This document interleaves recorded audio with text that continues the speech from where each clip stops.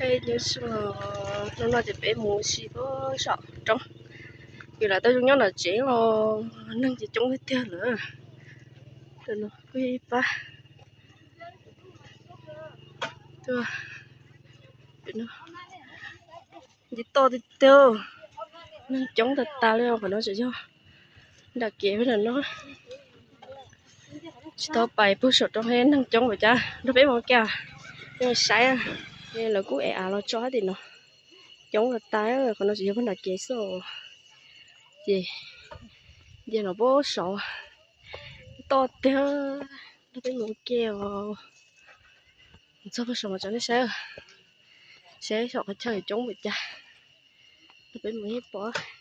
thôi giờ đi to thầu chống thật ta rồi sát thầu nó còn真的我觉得这把口rồi就chia rồi就chia từ sáng nó có tiền lon từ tôi nói nè nó tổ có mua ha rồi chân lên ô chẳng ta nè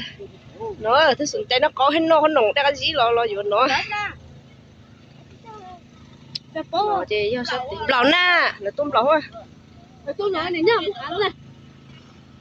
tôm nó muốn ăn nữa chúng ta